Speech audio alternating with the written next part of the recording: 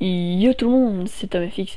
Aujourd'hui on se retrouve pour un petit tutoriel sur ma chaîne. Donc sur mon Facebook, je ne savais plus trop quoi faire sur ma chaîne, parce que j'ai sorti un speedart pour la rage. Donc je me suis dit tiens, on va leur demander ce qu'on va faire. Et donc j'ai demandé. Et donc Gwenda GFX m'a dit tuto sur background 2D. J'ai eu 9 likes. Alors je me suis dit bon bah comme c'est ce qui a le plus, on va forcément faire ça. Donc on va pas s'attarder. Donc je vous annonce tout de suite qu'il n'y aura pas besoin de cinéma 4D, parce que il n'y en a pas besoin tout simplement. Et donc on va aller directement sur Photoshop. Moi je vais ouvrir un template d'un background. Par exemple background, on va se trouver quelque chose de sympa. Partner, voilà, quelque chose de pas mal. Bon voilà, là on a notre background. Donc alors déjà quelque chose qui est très recommandable, c'est d'avoir un logo en 2D, donc en 2 dimensions, donc pas avec de 3D, qu'on n'ait pas d'effet de relief. Pour ceux qui sauraient pas ce que ça veut dire, ouais allez hop là, ceci est en 3D parce qu'il y a un relief derrière. Donc voilà, donc une fois que nous avons donc notre logo 2D, donc moi personnellement je vais l'apporter sur mon background. Donc voilà. Alors moi ce que je vous conseille, mais ça après ça dépend des goûts de tout le monde, ça veut vraiment rien dire. Moi ce que j'aime beaucoup faire, c'est sur les backgrounds 2D, pour que ça fasse clean et propre, c'est que je mets la couleur du fond en blanc. Alors pourquoi en blanc, vous me direz, je sais pas, c'est un avis personnel en fait. Parce que j'aime beaucoup quand c'est blanc, je trouve ça super clean. Donc si vous savez pas, donc vous avez sûrement soit un fond ou marqué background layer, vous prenez l'outil pot de peinture, vous prenez la couleur blanche et vous appliquez sur le fond. Donc vous avez un fond blanc. De préférence votre logo en noir, c'est plus sympa, hein, sinon on verra rien.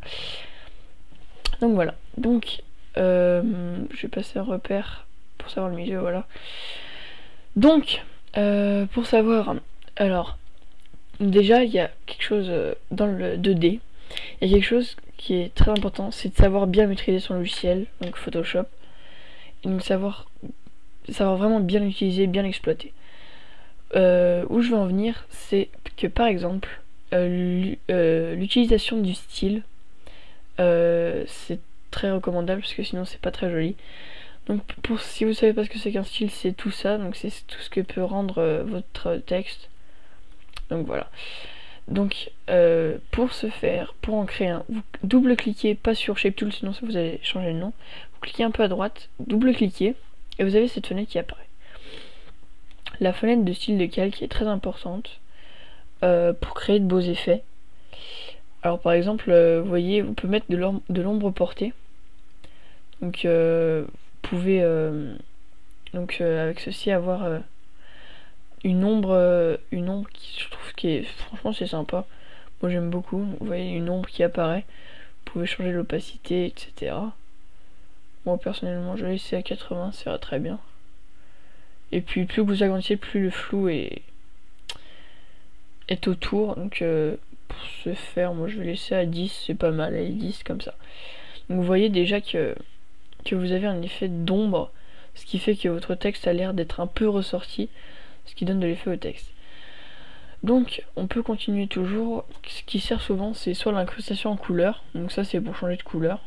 Bon, moi j'utiliserai pas sur ce jeu parce que je vais laisser mon logo en noir, mais l'incrustation de dégradé c'est pas mal. Alors donc vous la cochez, et donc dans les dégradés, soit vous en avez déjà des prédéfinis que vous en avez rajouté sur Photoshop, soit vous en avez pas. Et pour cela, je vais vous montrer quelque chose de sympa. Alors, on va faire comme ça. Là, voilà. Donc, normalement, vous allez avoir donc que ça. Vous appuyez par là, vous allez avoir quelque chose qui apparaît comme ça. Donc, peu importe la couleur, vous cliquez dessus, vous faites de la couleur et vous la changez, bien entendu. Donc voilà. par exemple ici, ouais voilà, on va, là je vais décaler pour que le gris soit là. Et donc le blanc par exemple, pour que ça fasse, vous voyez, ça fait une sorte de limite comme ça. Moi j'aime beaucoup ce que ça fait. Et donc pour bien faire ressortir la limite, donc on va déplacer du genre au milieu à peu près, voilà comme ça. Et là on va direct recréer du noir, ce qui va créer un effet. Bon là vous voyez que ça fait un peu beaucoup, mais ça va créer plutôt un effet sympa. Donc comme ça, et là comme ça, hop là, voilà. Ça vous crée un effet sympa sur votre texte. Ça peut s'apparenter à un effet glossy, je vais vous apprendre après comment faire. Donc là vous avez déjà un texte à mon goût super sympa. Après vous pouvez mettre un contour. Moi je l'utilise pas beaucoup.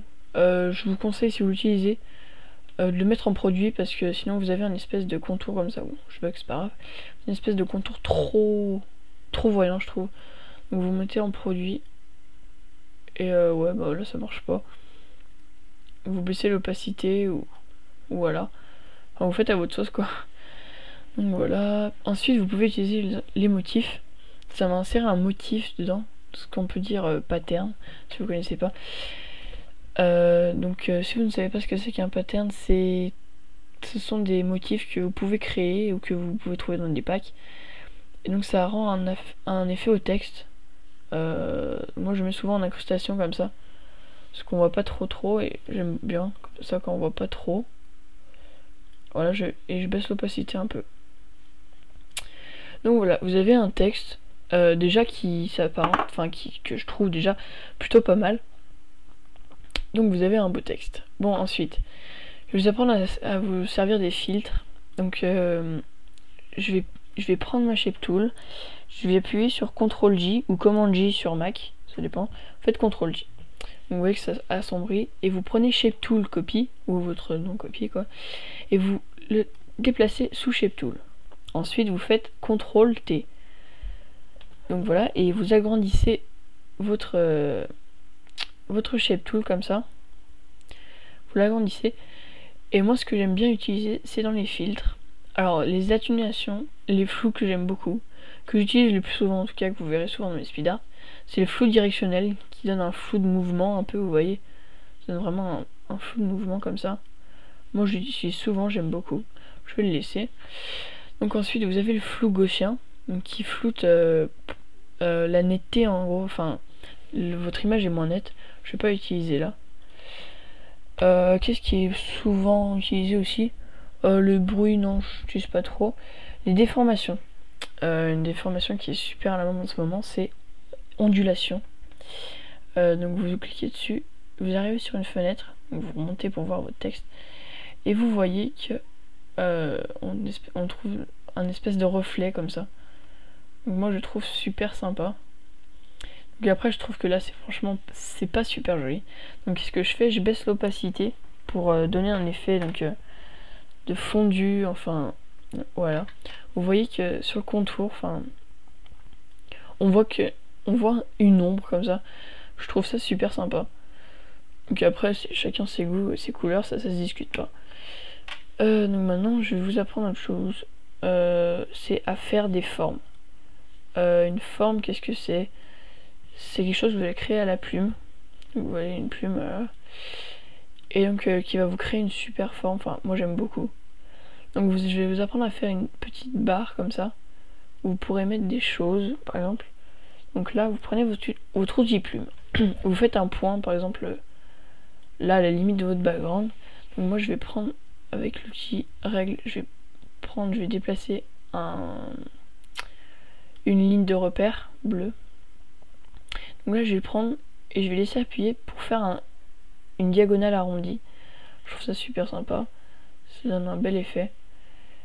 Donc ensuite je crée un point là et ici, et je vais faire un arrondi en essayant d'être un peu similaire à celui que j'ai déjà fait.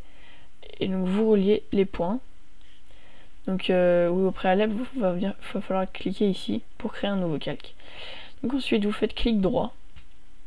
Alors soit vous définissez une sélection comme ça, après vous prenez l'outil pot de peinture et vous prenez avec la couleur que vous voulez, soit vous prenez l'outil plume, faites clic droit et fond du tracé, où vous choisissez la couleur que vous voulez, blanc, noir, gris.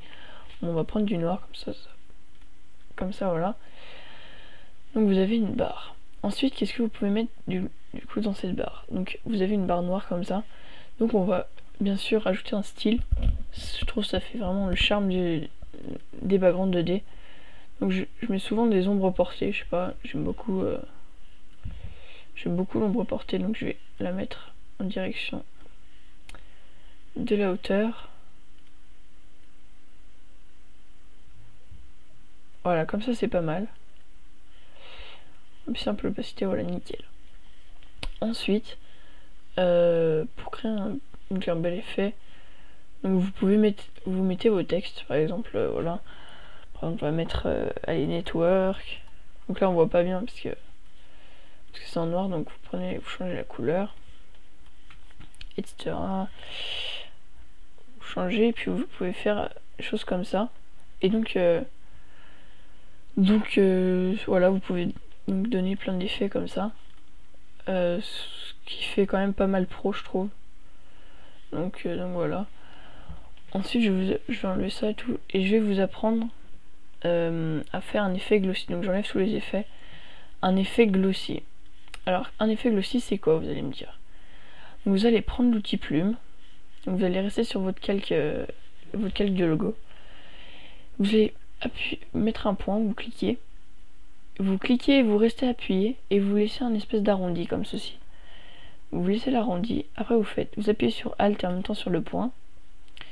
Donc ça va vous enlever le tracé qui reste. Donc là vous contournez le tout. Ensuite vous faites la même opération que tout à l'heure. Donc bien sûr il vous faudra un nouveau calque. Vous cliquez. Vous faites clic droit. Alors on peut l'utiliser en dégradé, mais je vais pas vous le faire parce que il y a déjà un youtubeur qui a fait ça. Donc on va faire autrement. On va faire définir une sélection. Donc là vous avez votre sélection. Vous prenez l'outil pot de peinture, vous prenez la couleur blanche et vous mettez. Donc vous avez là quelque chose de pas très très joli, hein. Donc voilà, donc vous veillez à ce que vos calques soient bien juste au-dessus de Shape Tool, de votre logo, et ensuite vous faites clic droit, créer un masque d'écrêtage. Donc ça va, votre calque sera que sur le texte que vous voulez. Ensuite, pour donner un plus bel effet, vous allez baisser l'opacité.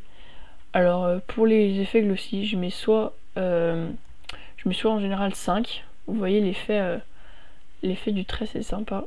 Ou à 10 des fois. Et bon, vous voyez un effet comme ça. Je trouve ça super sympa. Moi je mets 7. Ouais, allez 7. On va mettre 0,7. Voilà. Donc vous avez un effet super sympa. Ce qui peut donner vraiment beaucoup de choses. Ensuite, qu'est-ce que vous pouvez faire dans le 2D? Par exemple, pour créer des formes. Oui, je vais vous apprendre une fonctionnalité. Donc déjà 13 minutes. Je vais vous apprendre une fonctionnalité de Photoshop qui est sympa aussi. Donc vous allez prendre l'outil pinceau. Vous allez choisir le pinceau en flou, une espèce de flou comme ça, et vous allez mettre à 2 pixels, donc vous voyez vraiment rien, ce qui est normal. Donc ensuite vous choisissez la couleur que vous voulez. Donc on va mettre du bleu par exemple, voilà. Et donc ensuite vous créez un nouveau calque, vous prenez la plume. Et par exemple, si vous voulez faire des espèces de fils de connexion, ou je sais pas, ça dépendra de votre imagination, je sais pas, dans votre tête. Donc par exemple, vous créez des points, tout ça, vous créez des espèces de fils qui s'entrechoquent, enfin, qui donnent un effet plutôt sympa. Voilà, comme ça. Vous terminez pas le tracé, ça faut surtout pas faire ce que je viens de faire. Donc si jamais vous le faites, vous faites CTRL ALT Z pour annuler. Donc vous faites clic droit, contour du tracé, et en outil il va y avoir marqué crayon. Donc vous changez, vous mettez forme, vous faites OK, et vous avez votre tracé bleu qui apparaît comme ceci. Donc moi je vais le décaler sous la shape tool et surtout sous la bannière, voilà, qui donne un effet bon bah, ça après comme je vous dis, vous pouvez toujours mettre des styles pour améliorer ça, les ombres portées, etc. Enfin vous faites votre mélange quoi. Donc voilà. Qu'est-ce que je peux vous apprendre d'autre? Pour le 2D, qu'est-ce que je peux vous... Ah oui, par exemple, donc c'est toujours la même chose, on crée des formes. Donc là, vous allez prendre l'outil là qui sera le rectangle. Vous allez faire clic droit, vous allez prendre outil ellipse de sélection. Vous connaissez la chanson, vous créez un calque au début et vous prenez votre outil et vous faites par exemple un cercle assez circulaire on va dire. Et par exemple, vous mettez donc du noir. Jusque là, il n'y a rien d'exceptionnel, on va pas se le cacher. Donc vous faites double clic sur votre calque et vous allez prendre un style. Moi j'utilise souvent des styles tels que ceux-là. Je les trouve assez sympas. Et ne vous affolez pas. Je vais vous montrer comment les faire. Donc des styles comme ceci. Pour ce tuto on va prendre un bleu parce que je sais pas, j'aime beaucoup le bleu. Puis c'est comme ça, hein. C'est la vie. Donc ouais, ce bouton, et ça a l'air d'être un bouton, je trouve ça super sympa. Donc on prend on va dans ombre portée. Donc on met en produit 75%, la taille à 13 et l'angle à 90. Donc voilà. Ensuite vous allez prendre une lueur interne en mode de fusion, incrustation, opacité 100, bruit 0. En général vous ça va être un peu jaune comme ceci, un peu jaune, voilà. Donc vous allez blanchir tout ça, vous allez prendre la couleur, vous blanchissez. Donc voilà. Excusez-moi. Et donc là vous prenez l'incrustation dégradée, donc en normal, et vous changez le dégradé. Par exemple vous pouvez prendre du bleu, du noir comme ça. Que rien de plus simple pour changer les couleurs. Vous cliquez sur le petit trait comme ça et vous cliquez sur couleur et le tout est joué. Donc vous avez une petite boule comme ça, ce qui peut faire sympa sur des backgrounds 2D. Faites commande T, vous l'agrandissez. Bon, la pixelisation est très belle, hein. Vous avez votre boule et vous faites commande J, vous la déplacez, vous faites commande T, vous la diminuez, commande J, vous faites la même opération quoi. Vous essayez de garder un peu la même trajectoire, commande T et vous la diminuez et ça donne quelque chose de plutôt sympa. Vous voyez comme ça. Et donc voilà, vous avez vos calques normalement de vos ronds. Donc si vous avez peur de vous perdre, vous mettez cercle bleu par exemple. Donc voilà, moi ce que je vais proposer c'est de lier ces calques. Donc, si vous savez pas faire, vous prenez vos calques avec la touche Shift, donc c'est la flèche qui va vers le haut. Et donc vous cliquez sur votre calque qui est tout en bas et vous appuyez sur Shift et vous cliquez sur celui qui est tout en haut. Ça vous sélectionnez tous ceux qui sont entre.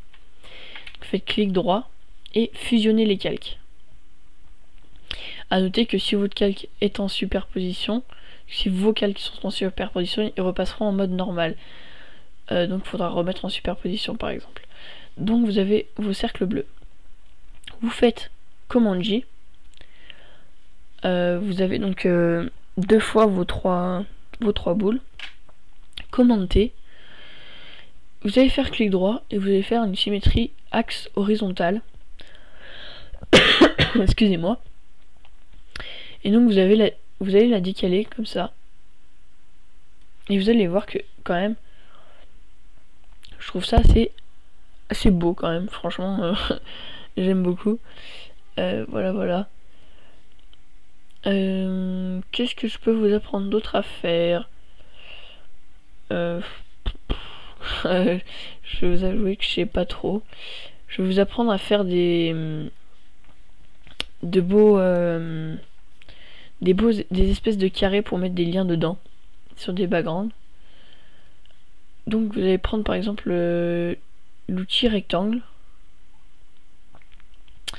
Vous allez faire donc vous allez prendre un rectangle comme ça. Faire un rectangle, voilà. Donc vous avez créé un nouveau calque, bien sûr, au préalable. Vous prenez donc l'outil pot de peinture et vous faites ouais, vous coloriez votre carré et vous faites commande D pour désélectionner le calque. Alors moi ce que j'aime bien créer, c'est créer des effets de bordure. Donc votre calque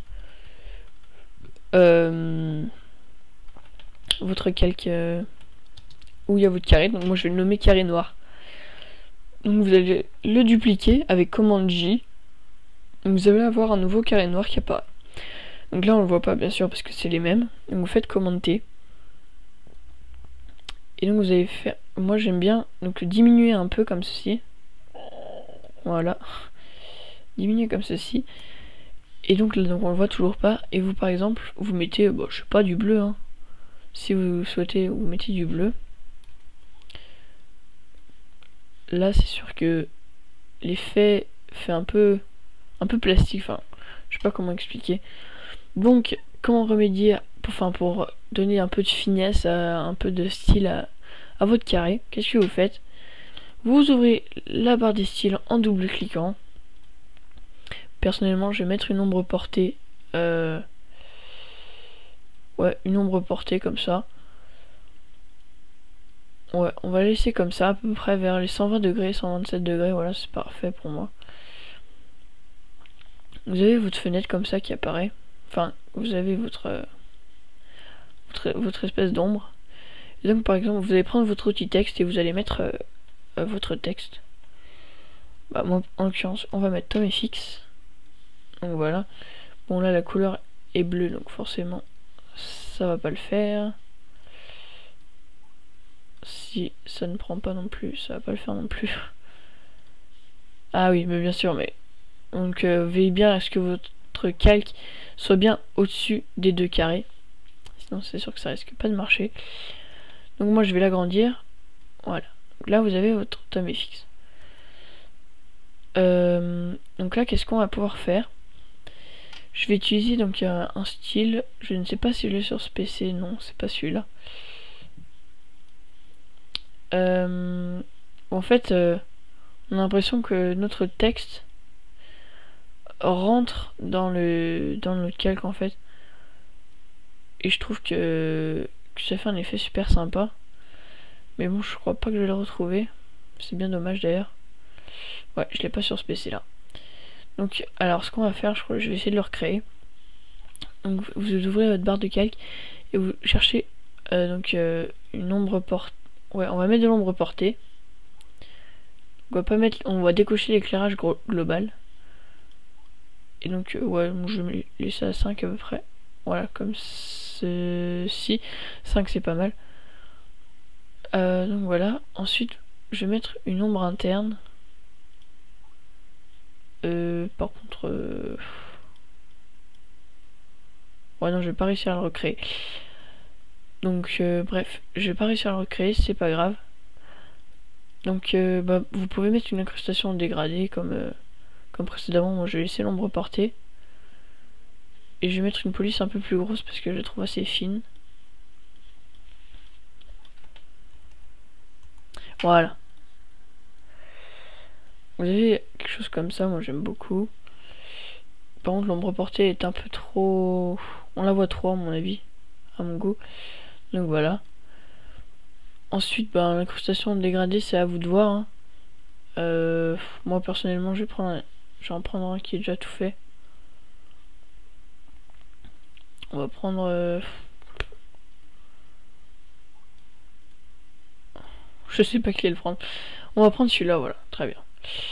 Donc ensuite, on va faire un effet glossy, comme je vous ai appris précédemment, pour donner un peu plus de la finesse en fait, pour faire du détail en fait, un peu ça.